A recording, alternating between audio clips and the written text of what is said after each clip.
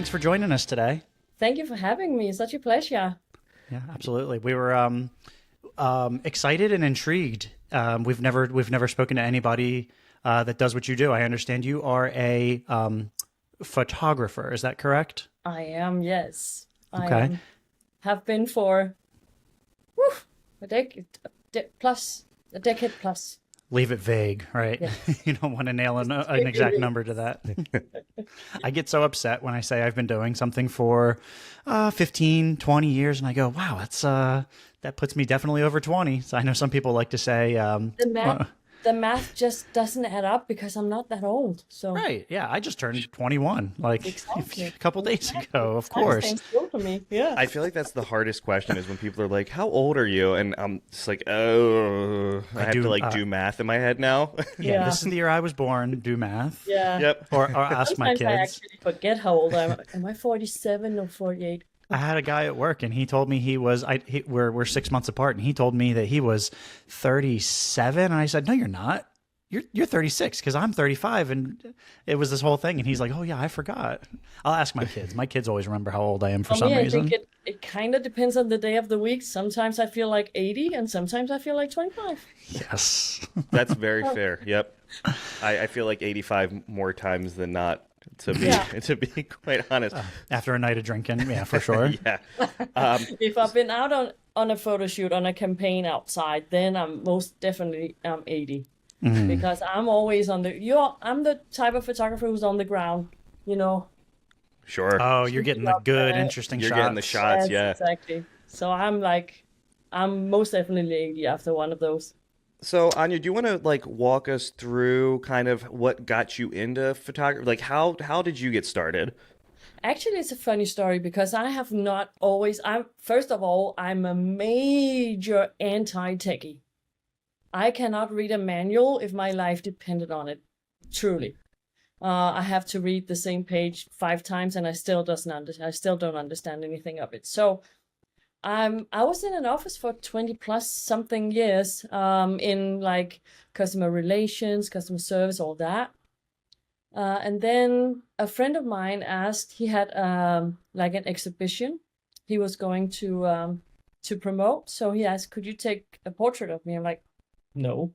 And he's like, okay, why not? Because I have actually no previous experience with anything other than my little pocket camera and my dog. That was about my photography experience.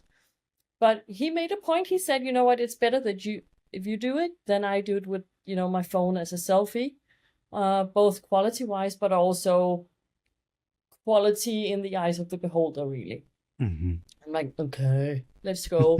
But then I'm the boss of everything. He was very stereotypical, very bald, overly tattooed, very rough to look at, like the gangster type almost. That's fair. Right? So sure. I'm like, I don't want to go down that path because that's so obvious.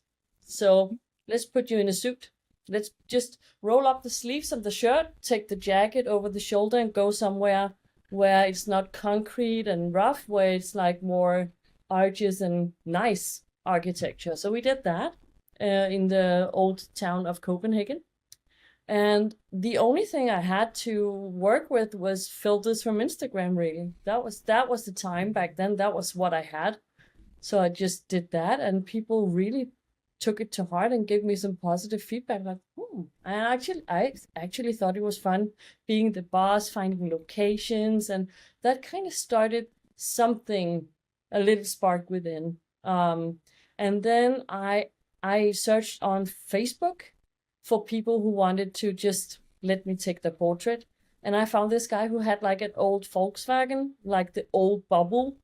Mm-hmm. And that was a special shade of dusty blue, and he had to sell it. And at that time it was autumn. So the forest was yellow and orangey. So bring your car out to this archways with trees in orange and yellow, and then park in the middle. And we made some very cool stuff there. So that kind of just got things rolling for me. And then another photographer, he was about to, he had a client coming up, a client shoot with I don't know the English word for it. It's is like a soldier on a ship, not a marine per se, but the one who plays the trumpet.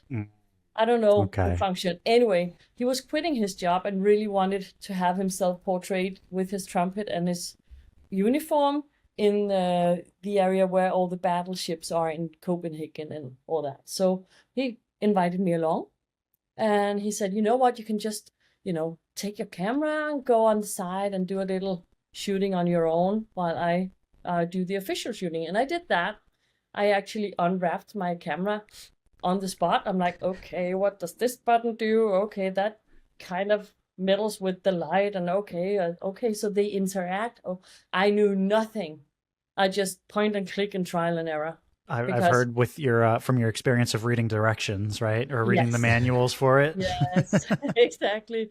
And he actually came over, took a look at my setting. He's like, "What the beep are you doing with those settings? You're not gonna get anything good with that." I'm like, I think it's pretty. So what? It's fine. And then after he said, "Okay, you actually got some decent shots in. Send them to me, and I will send them collectively to the client and see what he chooses." And he has never forgotten that episode, and he has never done it again, because the client chose 8 photos and 5 of them were mine. So I did something, and that kind of inspired me to just evolve, just see, okay, what genre do I really like, and what doesn't interest me really. And I quickly found out that something with a healthy portion of creativity, that's my playground, like beauty with all the cosmetics and the colors and the textures and light possibilities, or fashion, really for the same reason, but just with the wardrobe. That is the wardrobe, that's the star and the hero of the show, and just get that to really, really shine. So that's my favorite genres to do. But at that time, if you have told me, oh, you're a portrait photographer, I would have been offended, because I know I'm fashion and beauty. That was not, portraits for me was not too fancy. It was not fancy enough at the time. Now it's a whole different ballgame, because I actually found out that portraits is the hardest thing to shoot.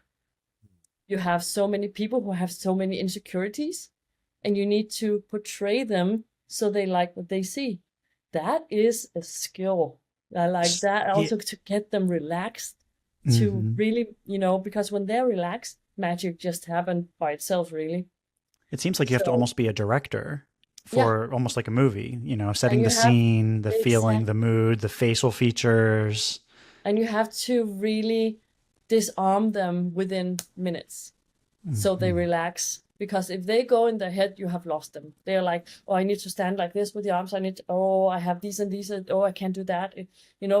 Get them out of the head. Just talk to. I'm very much as I am now. I'm with them in the studio, and we have music and coffee and we laugh. I really need to disarm them. And that is half the work of being a portrait photographer. So, and I also tell them, you know what? Your editing will be very natural. It's going to be as you would say, oh, I had a good day that day. My hair was perfect. My makeup was fine. But it's still a very natural edit, because people need to recognize you. So if you step in assembly somewhere, people say, oh, that's you. Oh, okay. No, we want people to recognize you. You don't want too many of those Instagram-like filters. Oh my God. Start catfishing people. And that is it makes me so sad that people really, you can't even see the definition of a cheek anymore. It's like blur, like marzipan. And I think that's so sad. Yeah, it's sad. I always look at it and I go, if I see somebody's pictures, I'll say, I want to see pictures that they've been tagged in, that they haven't doctored up themselves, because I want to see what they really look like. And then if you try to compare yourself to those unrealistic standards, you're never going to be happy, or, you're not going to accept that. You're going to say, I wish that I looked like that. It is a very, a dangerous place to be, because now the beauty standard has shifted so much. And I actually fell in so many times, like, oh, she's so gorgeous, and then I take a closer look, and then everything is made by a syringe, by operations, by it. Not many people age gracefully anymore, and that's a shame. I think it's a shame that people are changing themselves too much, and from a very young age as well. I've been seeing a push. Well, I saw a couple posts, so I don't want to say like a total push, but I've noticed that people have been posting like, here is the shot that you see versus when I was actually, and it was like someone, I think she was running and Yeah. like super sweaty, and it was just like a legitimate like, hey, this is what it actually looked like, but this is what I have to post, and it was like beautiful, but this is also beautiful. Yeah. So it's nice to see that there has been a little bit of a shift to see like the legitimate, Yeah. organic, I think we have like a also with AI, let's just touch on that one. I think, yes, it's exciting, it's creative, it's fun right now, but I also think we will have that hilltop and then, okay, enough is enough. So right now it's fun because everyone can be a photographer or whatever. But I also think it will slow down again and then maybe just be a tool for your work. For example, if you make cups and plates, then I can take your product and introduce it to an AI, like a AI backdrop. But I think all the fake, the models and all that will slow down again. It almost makes me think of like CGI climbed. I'm a huge Star Wars fan, so there was CGI used in the original movies and then in the prequels, but then it started to go over the top. Everything was CGI, and people didn't appreciate it anymore. I mean, because they were doing it just for the sake of doing something cool. Yeah. Then there was, I don't know, in the last decade or so, just, hey, let's bring it all back to real life practical effects, and then doctor a little bit here and there, just like you're saying, use it as a tool to refine something that's already been kind of made Exactly. for a movie. I think it's a good tool. I think that it is. I think it was Gary Vee mentioned using it for like his business is he'll kind of take what they're doing and try to use it as a way to kind of help with the growth, but not as the all. Essentially, like, hey, how can if I take this red wine or whatever, how can you elevate my sales using this? So I think using it as a tool, but some people are just like 100% dependent on it. I saw now Instagram has like, you can create like an AI avatar and you can create a whole like AI based page, and that's just wild to me. So yeah, like it's like, hey, I want to talk about, like, I do video game stuff or whatever, and it'll create like an AI avatar for you in a page, and I think it tells people that it's AI, but like that's wild to me. Yeah. And that doesn't seem, I mean, it's 100% like not authentic in a way because it's not who the individual really is, but I think using it as a tool is cool. It's so much the low-hanging fruit too. Like, if I could spend hours and hours and hours on something and make something nice, that sounds fine. But then if I could just spend 4 minutes and make something probably better than what I was going to make on my own, yeah, that's I don't know why I would pick the more difficult, maybe not as good option. But I think it will come to the point, for example, I hope it will come to the point where people say, okay, this is AI. It's not well, thought of. It's not that great that people know it's AI. Some can be a little bit embarrassed. That's okay. I made it by ChatGPT or whatever. Mhm. But if I can get this perfect image of whatever it may be, fashion campaign in AI, but Anja, she can do it in real life. She can do the real thing similar to that. I think I'm gonna pay for the craft because then I have no trouble. People won't look at me funny. Everything will be made, from the craft of photography. Well, So and I hope it will come to that. I Back to think that. I Yeah. think too, like with using AI, it's still nice to have. I know a lot of people hate the human interaction, but we were, for example, like messing around with like, let's try to make a new logo through Yeah. ChatGPT, and we were like, hey, take our logo and do this and add that, and I mean, we were doing that for like 7, 8 hours. Well, if we would have just worked with a graphic designer, we could have been like, hey, this is exactly what we're looking for. Yeah. And, you know, they would have been like, oh, okay, cool. I'll get it and get it back to you. And then like, I literally, like, we sat there for hours trying to Yeah. get it perfect. And, you know, Render it's, new image with forwards hat and backwards hat. Yeah. And and like little commands like that, it just couldn't get right. So we 100% tried it just to see. And it wasn't like ever something we were going to like actually use, but we were just messing around one day. But Yeah. we spent hours on that. So I think having that interaction, I hopefully people still see the value in that. For example, I used ChatGPT as a tool. I've been here in Spain for a month now. I have a flat here. I am based in Copenhagen, and I also am based in Malaga. Almost this year has been 50-50, but usually it's like more 70-30. Anyway, I had a lot of shoots planned, but you know, then stuff changes, gets shifted and canceled and moved around. So all of a sudden I was like, then what? Now I'm here, so what shall I do? Oh, let me write an ebook, an idea I had. Why don't I just do that?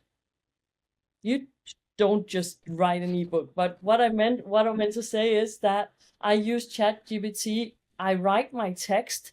I put it into ChatGPT to help me because it's in English, and English is not my first language. It is my second.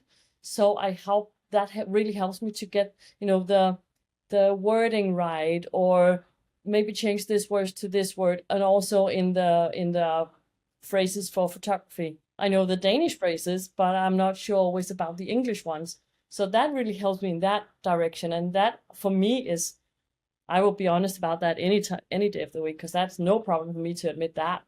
sure, I think it's no different than using a real life person editor, except Exactly. it's on your own terms. So you still have, you could almost say that you still have complete creative control of it. Yeah.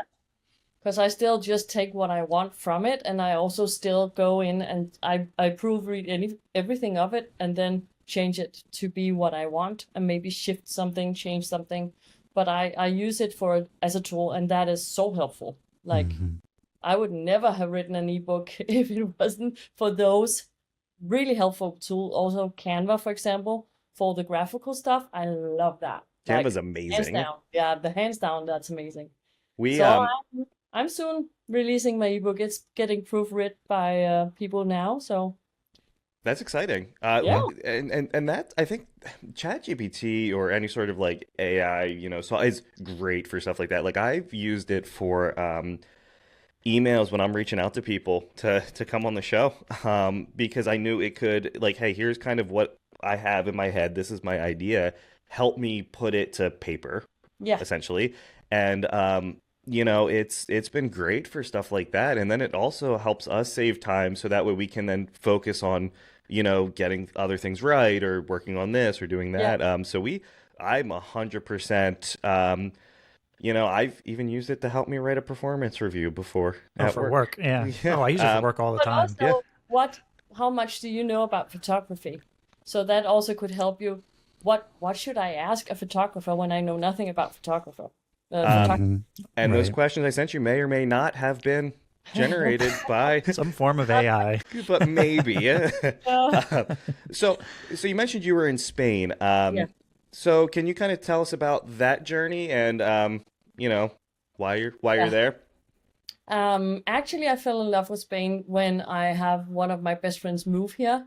Although he lives in Mallorca, and Mallorca is an island, which is kind of quickly seen. You kind of can go through that in a couple of days. So I'm like, if I wanted a flat, would it be in an island? And no, me and my husband, we talked it over. It was like, plus it's like a plus, you know, 50% increase of prices on living there everywhere. So everything. So we really wanted like a vacation place, but then because we like the idea of just taking the computer, booking a plane ticket and just go, right? Having everything here, no need for a suitcase. But then I was like, okay, but in Denmark it's quite rainy.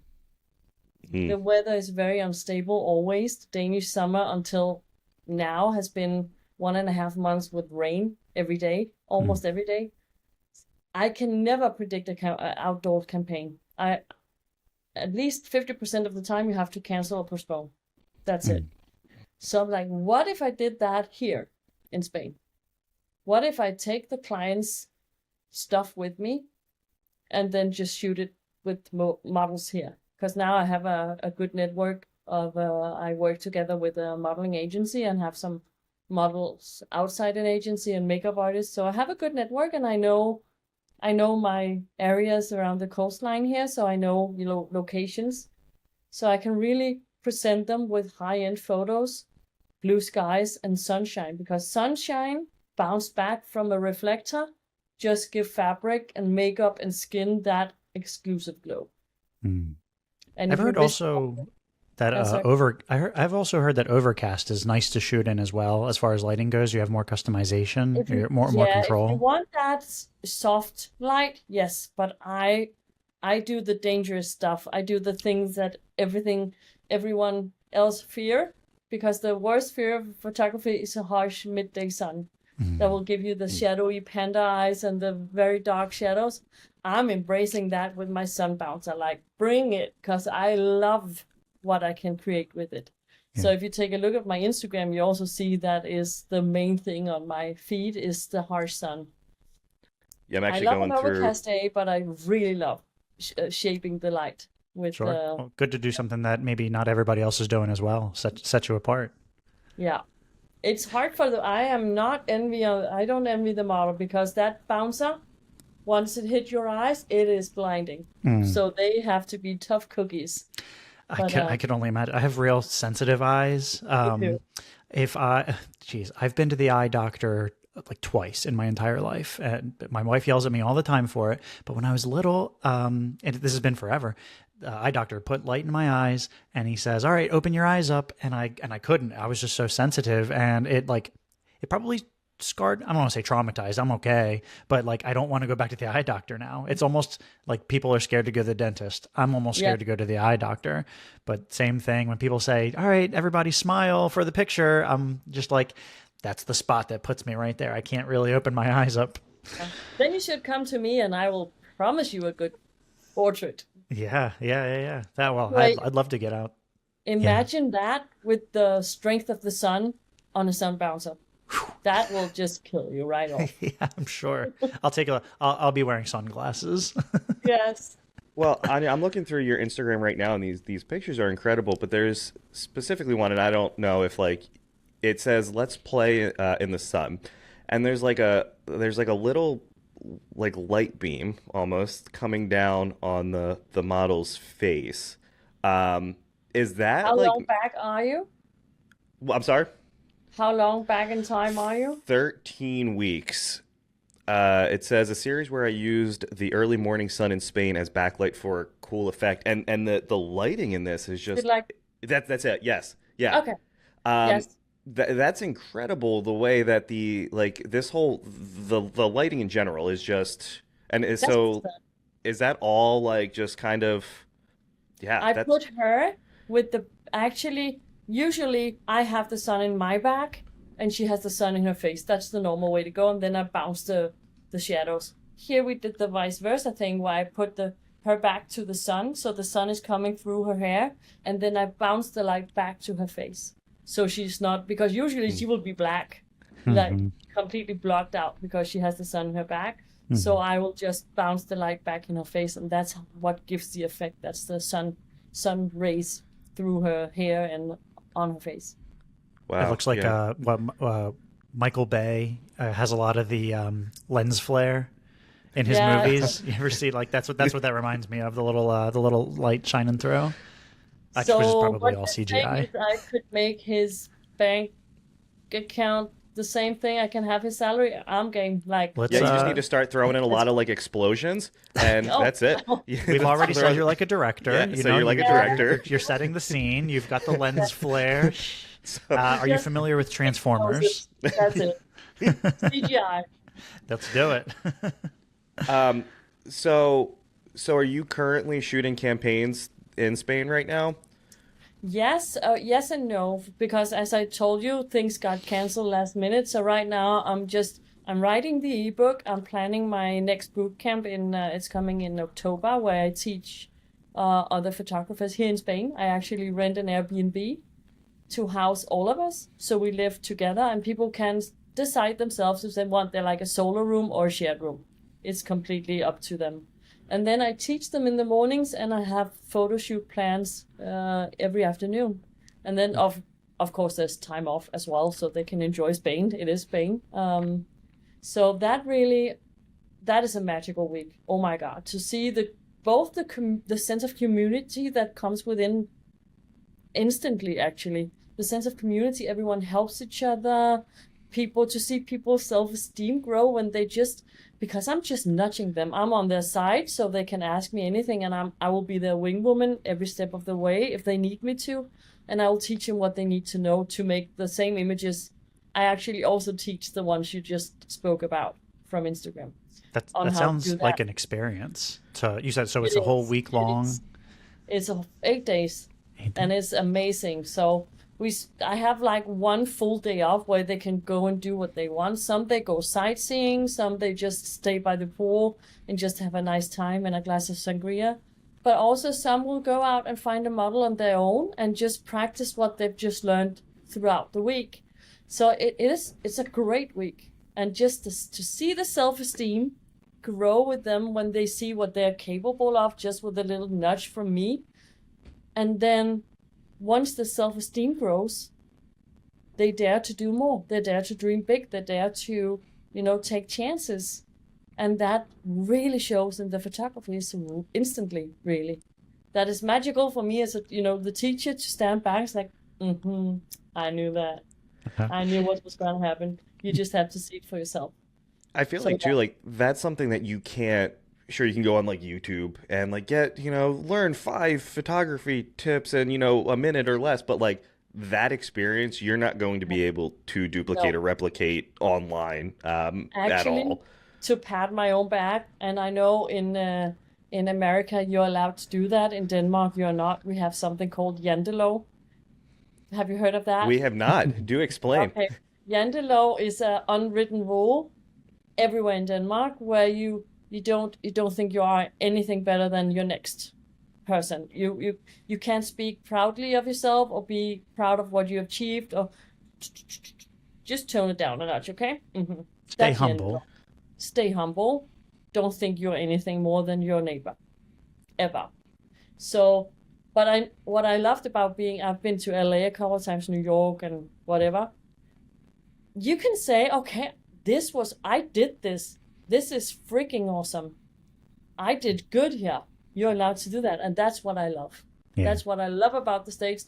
There's many dislikes about the States, though, but that is most definitely a pro. If there's one thing Americans are good for, we will definitely pat ourselves on the back and make say, ourselves yeah, feel right good. on. This was all us. This was all me. Yeah, I like a nice healthy balance. I'm sure that a lot of people do, but I don't know if I could never give myself the props. I don't think I could ever say, "Hey, good. I feel like I did a good job." That would be tough. But now, are other people though allowed to give you props? Like, are they?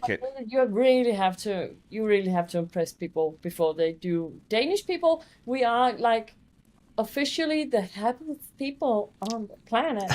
That's the official Danish thing. I don't know why, but we're also very private, and we're also very hard to impress.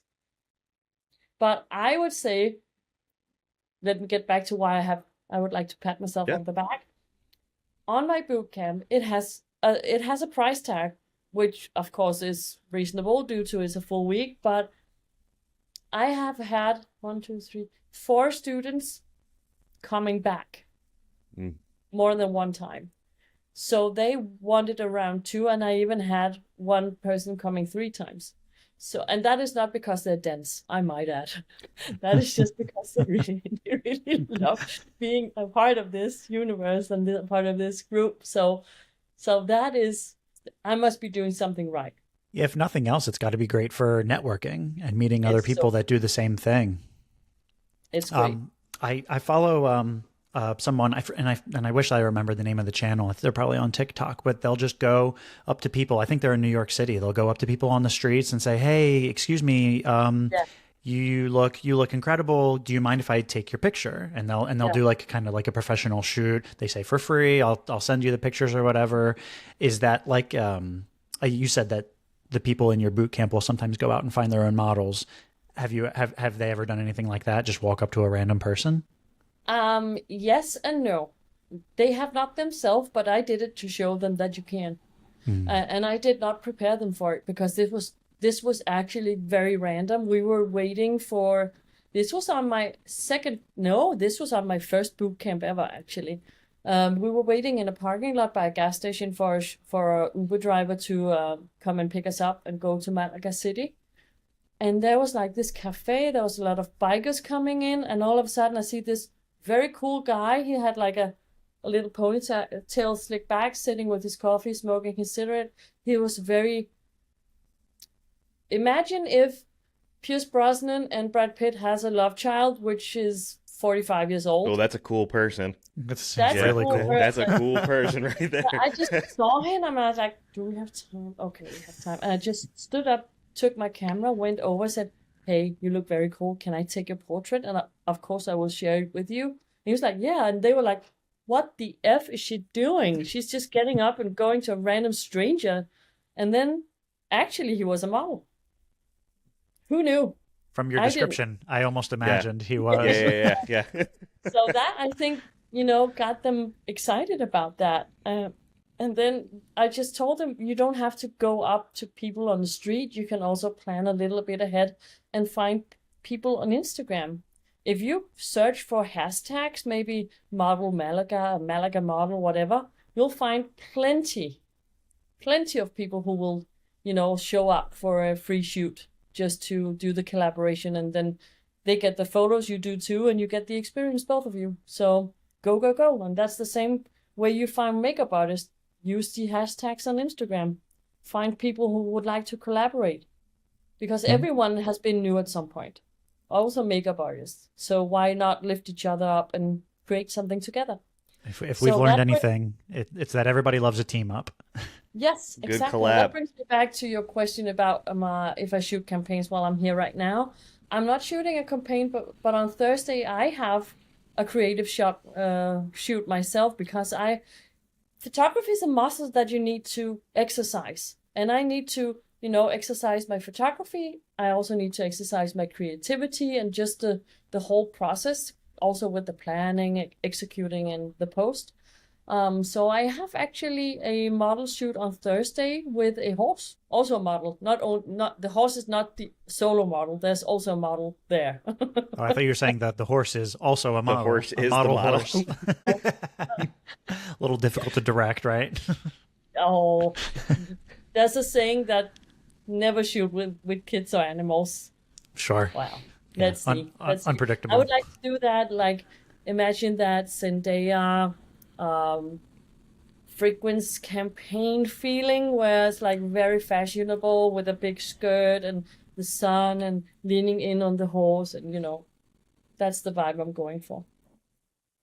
So, if you don't mind me asking, what does your equipment setup and how has that evolved over the years? I'm assuming you have a bunch of things now that you have to use for a shoot. It depends if I'm inside or outside. If I'm in the studio, oh my God, I can't even name the list. I have so much stuff because I'm also very creative, so I also like to evolve in the creative direction. So I have optical snoots and spots and you name it. I got everything, backdrops, so many different modifiers for the lamps. If I'm shooting outside, usually it's actually just my camera and the sun bouncer. And in studio, if I shoot a portrait, it's actually a one lamp wonder. I am rarely seen putting up more than one lamp because for me, I don't want to intimidate people too much. And I also get that the best light is actually just one lamp.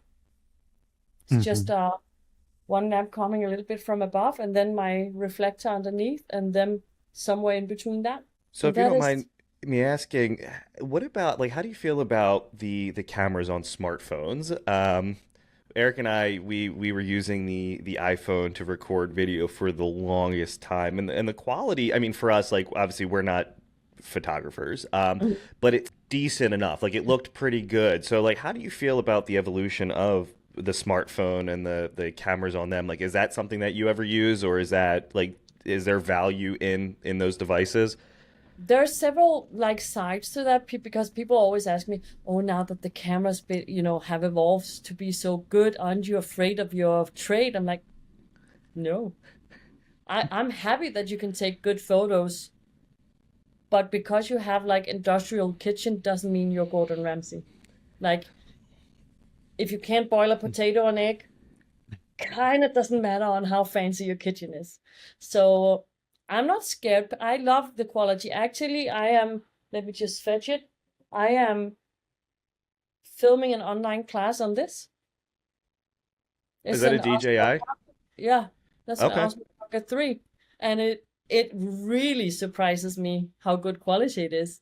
I've also seen photographers use, like, one of my good colleagues, Tamara Williams, she's a beauty photographer. She usually does like pro camera, iPhone. Can you see the difference? She does the exact same thing, just with the different tools. Of course you can see the difference. But I have seen fashion photography done with iPhones amazingly good, because it depends on the person behind the camera, the vision and the execution, and also the post. You can do a lot in post, I would say. I think the iPhones also use a bit of processing power behind when they take the photos, like for focus or setting where exactly the lens is focusing, but then you can change it later. So I'm not sure how it does all that stuff, but I know that my uncle at one time, he went through a phase where he was doing photography, and he was even developing the pictures like in his basement. He had a little dark room and everything, and he said, I know that you could effectively get like what the Instagram filters do with just like tints, but you could do that with the way that you develop the photos. Have you, do you do any of that stuff yourself, or is there just tricks that you can use to make it look a different way? I don't do a post myself, because for me, as I don't know if we spoke about this, but I am 100% self-taught. I have not any education in photography. This is just me being stubborn and creative minded. So for me, Photoshop, it's like a galaxy. It is so big, and it is so technical, and it is so boring. I really do not like doing the editing. I did it in the beginning, obviously, because I had no one to help me. So I learned, but I don't do it well. It bores me. It's not interesting for me. So I would much rather create the photos and then have someone whose skill set is stellar to do that. Because my limits is, if I'm bored, I don't do it well. I just do all the cheat stuff. I cheat everywhere I can to just get it done with. And I really want, for example, the skin. The skin is like a whole field for itself in editing. And to get it natural, but still nice, no, it's not for me. No, that's fair. So I would much rather, employ someone to do it than me doing it myself. And then I can focus on creating. Is it safe to say that, like, well, I guess some people do like it, but editing sucks. Like, straight up, it sucks. But there are people that, like, yes, like, I just want to spend hours and hours and hours. Like, when I edit our episodes, like, obviously I have to do it, but I hate it. Like, like, editing just isn't fun to me. I just want to do other things to kind of, yes, I feel like, editing just. It's a means to an end. It's something you have to do to get your product done. But also when I'm just now, I went out filming here a couple of days ago to do my first video class ever. I'm not editing. I'm not cutting that myself. I tell you, no. I would be bored within 15 seconds. And then I'm like, no. So I would much rather have someone doing it right than me doing it just because I have to. Nope. I don't like editing. But that's also the same thing with the photography. Some photographers, they they just breathe weddings. Me? Nope. No, sorry. No, thank you. And that's a big part of why we switched over to Riverside, because it's made the editing for us. I mean, it used to take me 30 to 40 hours to edit a 1 hour. That's a work week. Yeah, it was. And so like I was just cranky, miserable all the time. And I feel like finding, so like Riverside essentially is our the person that we've hired to do a lot of the editing for us, because it's just it made me a miserable person. Yeah, exactly. And if it's too much time to spend on something that you don't love, and that's how I feel. So I will create it, and then the people who loves being on the computer doing all the nitty gritty, there you go. Right. It's your baby now. Have at it. I'm still a control freak though. You can still come back to him and say, I don't like the way that looked. I will I will tell them, okay, please don't, you can color grade a little bit, but please don't go crazy. And if you do it as a copy, so I still have the original colors, but I will circle in and describe on every photo what I need fixed. I will know with lines and circles and colors and push in here, remove fly hair here, all that. But I still like it to be, I'm not the typical beauty photographer, because I still like it to be as natural as humanly possible, but of course polished. Because I don't like the ones where you see there's nothing in the eyes but perfectly white. It looks like doll's eyes. I don't like that. I like it to be perfect but natural as possible. So whenever I have like a new retoucher on board, I spend a lot of time teaching them my style, because then they come back with a photo. I'm like, let's dial it back 50% or 30%. The skin is too perfect. The eyes are too perfect. You have, yes, I told you to remove fly hairs, but don't paint it off so it's like a hard edge, it still has to be some natural elements there.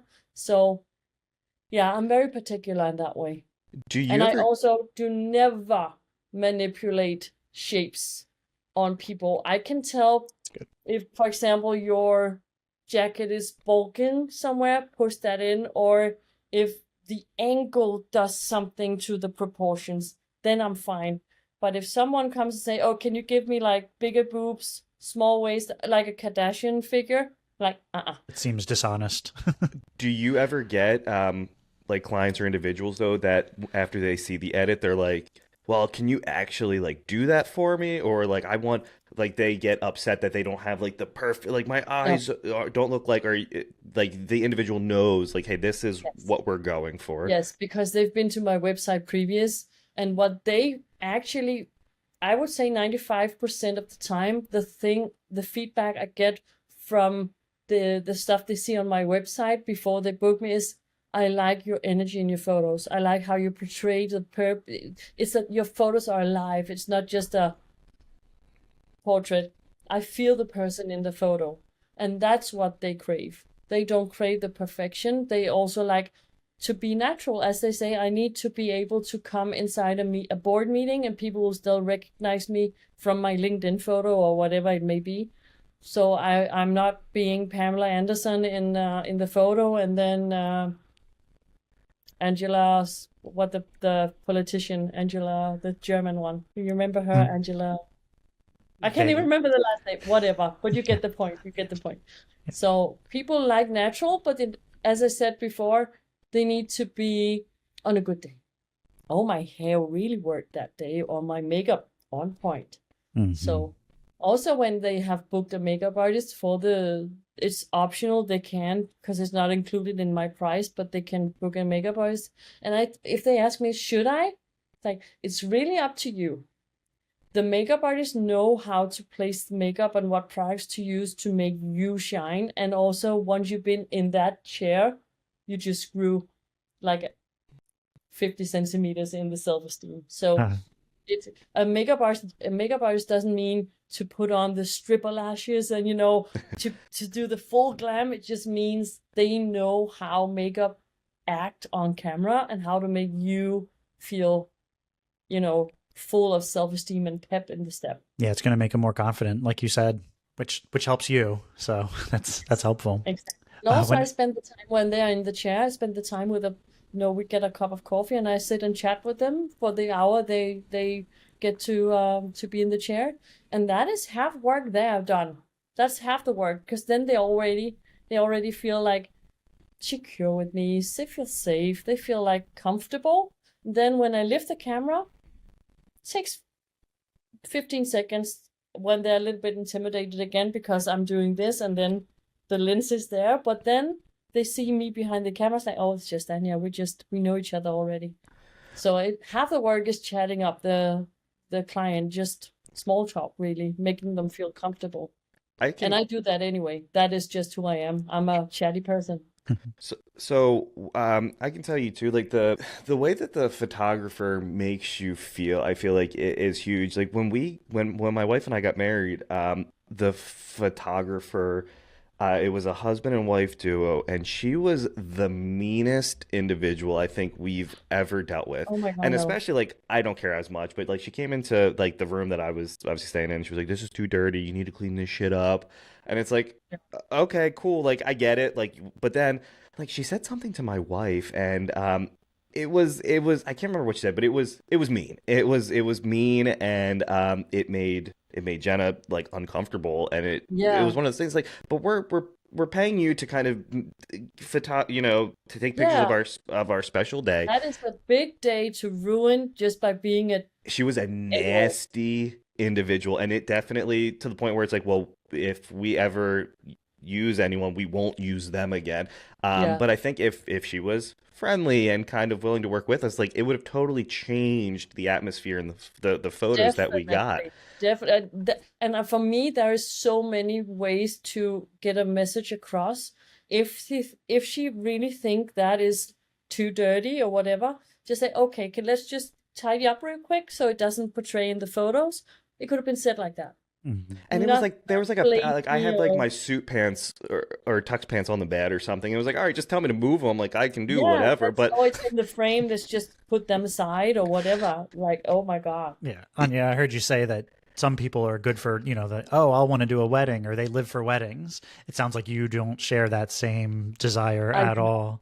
No, no, I no, no. I have to assume it would be terrible. I mean, you might have some good ones, but For me, bridezillas are a real thing. So it's I don't actually, want to yeah, be I stepping haven't met on. them. I haven't met the bridezillas though. I think, oh, people will kill me now. I think weddings are boring. There a second. No, I don't. Exclamation point. I think it's a happy day. For a photographer point of view, it's boring. The churches in Denmark, as I said, the weather is kind of all a lot of gray and a lot of rain. We have our moments, don't get me wrong, but the churches in Denmark are also very dark and, gothic almost. So the lighting in there are always crap. So it really pushes, you really need to know your camera, and you get one shot. That's it. You get one walk up the aisle, one ceremony. You can't do it over. You can't redo it. So no, I really don't like it. And I also I was a church singer for 11 years, so I've seen it all. So I've done a few weddings when people ask me directly, and if they are willing to pay me for it, then yes, I will consider doing it, because I still need to make money, obviously, but I'm not doing the whole, from preparation to wedding walls thing. In Denmark, it's another tradition than you have in America. When do you do the dance? The first The dance is bride. like the first, after. Yeah, it's after the ceremony. Before, I guess, people. Is it after people eat or before people eat their it dinner? is after people eat. I think so. And then they start to open up the dance floor. But the bride and groom, yeah, that's right. The bride and the groom get the first dance.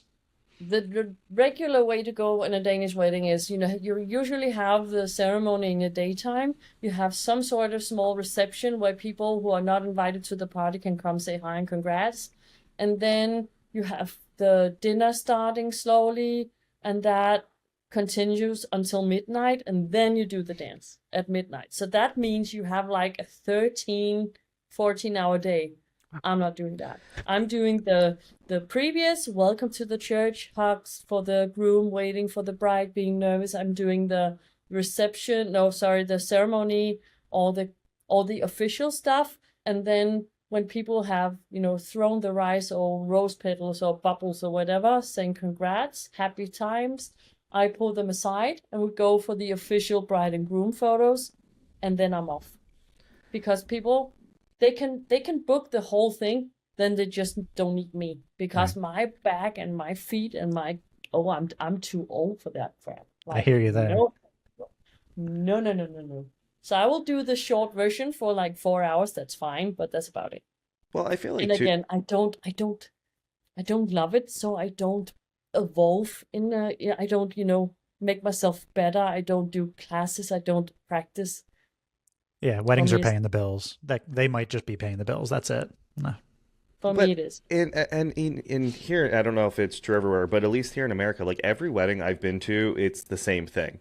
Essentially, like Eric and I went to one wedding in Philly that was like inside of a heart, which was cool. It was like a giant heart replica. But like other than that, like every wedding is just kind of the same thing. So yes, I feel like as a photographer, like boring. It sounds like more of a rager. I think I would enjoy it more if it was in the Bahamas or the Maldives or something. Then okay, then I'll do it. Now we're talking. Yeah, right. Now we're talking. That makes it fun. That I would actually love to try, but to do it in Denmark in a old, dark and dusty church with yellow light from no. Mm-hmm. But also too, I feel like the pictures from at least my wedding I've looked at 0 times. When we got the book, I looked at them and I was like, "Oh, this is cool." But like, I don't post a picture of me putting on a tie in my hotel room from 10 years ago. That's because you're a guy. Yeah, maybe. It's true. Maybe that's why. You know what? That's something cool to show the kids. When they get older, it probably is. They think they'd appreciate to see that. Getting ready for It's probably one of those things that you'd regret not having when you're older. And I also myself went for the videographer. And that I have never regretted because I have all the speeches. He really did cut a 7-minute video that just took everything in. But most importantly, it had that I can watch that without crying because I get so emotional because it just captured every single feeling and the whole thing in 6 or 7 minutes. So I really treasure that video so much. And I also think if you post your photos, it will be probably like, oh, this is a 10-year anniversary thing post if you use it. And for me, if I were in your shoes, I would get back to that vibe of that a-hole woman. That would just, when I see the photos, that would just put me right back to the things, how she behaved. Her. Yeah. I will. We still talk about her. I mean, literally 10 years later, we'll still like, hey, do you remember how horrible of an individual she was? 10 years, like she should have no impact. But she is there on a very vulnerable day and a very special day. Yep. So obviously you're going to remember her. So what you should do is redo your vows and do it with another photographer. That's a good idea. Yeah. Just redo the whole thing, not the whole thing, but your way 10 years later or how many years you've been together, and just do it small or big, whatever you like, but get the photos redone. I like that idea, Greg. This time, don't do it with the heaviest tux on a beach in Florida because we got married. That day, Greg, so we'll have you come out to kind of redo it for us. We got married on a beach in Florida, and it was hot as hell. And I think Eric almost died from a heat stroke. And it was like I was up all night the night prior, though, drinking after the rehearsal dinner too. And then I put this tux on, and I'm sitting. You were hungover. A little bit. So, it was brutal. Anja, so moving forward, like into the future, I know you said you have you have an ebook coming out. What other plans do you have? Well, I have the ebook coming out. Yes, I'm actually contemplating because this ebook came across like on an idea, a whim, and I was like, I can write an ebook in 5 minutes. Psych. Yeah, as if even though we have all the tools All those available. tools. Stuff takes time because I'm also very perfectionist. So I really want it to be good. So I was like, okay, I will do this on one subject, but I'm like, I kind of went all over the place. So now I want to do the A to Z kind of photography book, and then also split it into chapters so people can decide if they want the whole thing or just to buy the chapter on natural lights or whatever it might be, right? So I need to elaborate a little bit on that. So that I'm working on. And then I'm working on my academy part, because I have my one-day workshops in Copenhagen on different subjects such as creative beauty in the studio, colored lights, all sorts of stuff. And then I have my boot camp in Spain. So that kind of turned me in direction of teaching, which I never would have thought I would do, because as I said, I'm anti-technical. What can I teach people? I can teach people exactly that you can do this for a living even though you're not technical. Take me as proof. And then my approach is very hands-on. So I would much rather show you how it's done than tell you theoretically how it's done on a board. So I will take you in the field and show you one-on-one. This is how you do it. Go. And then I will supervise. So I will do that more. I will I'm working on this is actually still in the works, on a model boot camp. Not only photographer, but I also want to teach models on how to be models. And then I'm working on more ebooks, and also I'm working on the online thing with videos. I just shot my first ever online class, so that is fresh on the cutting board. Like, that is not even sent. Maybe I should send it to you to edit my stuff. I'm just kidding. Yeah, Greg thanks. loves it, from what I've heard. I'm a huge fan. Apparently. So we just filmed that, I think, 3 days ago, and that was on the hottest day here. And I tell you, just to stand in front of the camera for hours and hours on end, everything is running down your neckline and back, and you just have to pretend there's nothing wrong, everything is fine, sweating like hell. But it was an experience. I was actually so nervous, even though I was doing everything I know, and I love teaching, but I'm used to teaching for people standing in front of me. Now I have to look inside a camera and do that with the same energy. And what if I forget something? And I made Canva boards and get an overview to remember everything, because I don't do well with manuscripts. I will just fuck them up, really. I will give me bullet points and feed me words, and then I can talk, but don't expect me to follow a manuscript. I will just F that up so fast. But that I want to do more of. And then get more and more smaller, newer clients, fashion clients, accessories, fashion, whatever product you need shot on, both as a product photography, but mostly on a model. Send them with me to Spain and I'll do that. So yeah, that's what I wanna, and I wanna be here more and more. My dream is to be here like 2 months, go back 2 months, come back 2 months, so back and forth.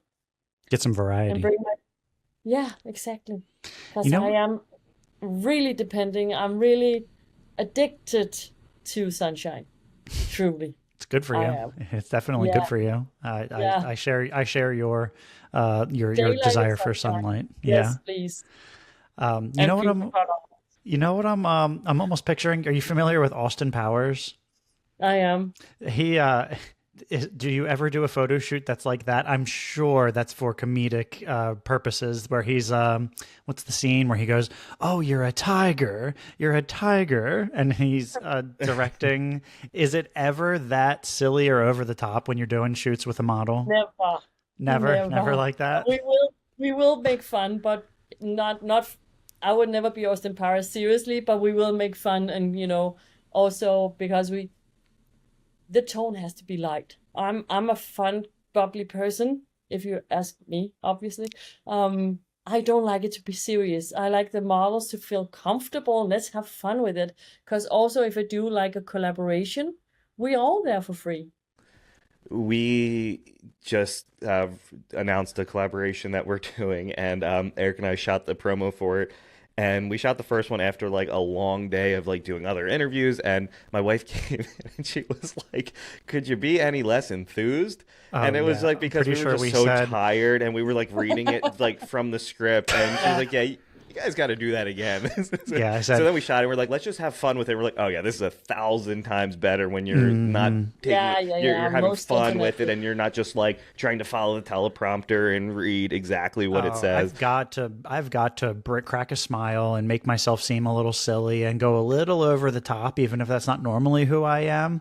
I think every single time, the reason I asked is because every single time I'm in front of a camera, I think to make it more fun, I reference that scene. I always go, "Oh, you're a tiger," and then it's funny, and then I find out who else is the Austin Powers fan in the room. I can actually just all of a sudden, and this I did it actually today, this morning. I had like there's a famous Danish actor vacationing here, and he's been in my studio, and I wrote him like, "Why don't you come, down from your mountain and just let's do a beach shoot, like just a headshots of you in the beautiful daylight here." And he's like, "Yeah, I'm coming." So, and then all of a sudden because he kind of got a little too serious, and I'm like, I did my worst pirate laugh ever, like, and because he wasn't prepared, he just laughed out loud. But that got me what I wanted, so I can do stuff like that. And I've also, before I became a photographer, I really wanted to learn how to instruct my models. So I started out as modeling for photographers myself before getting behind the camera. And I found out what not to be. Don't be the silent type that doesn't tell people what to do. And I have actually had that presented to me for serious, like, "Look at me like you're making love to the camera." I kid you not. He said that. Oh, let me just present my studio boss.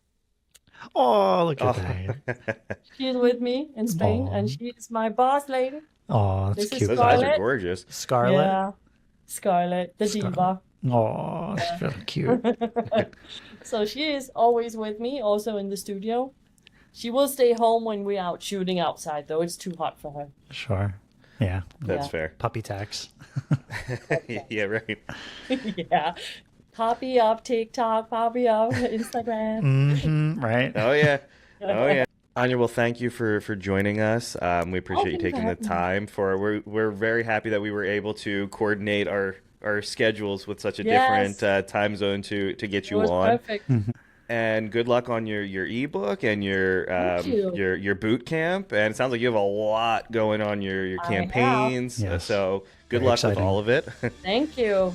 I hope to see you soon. Yeah, you as well. Thank you. Absolutely. Thank you so much.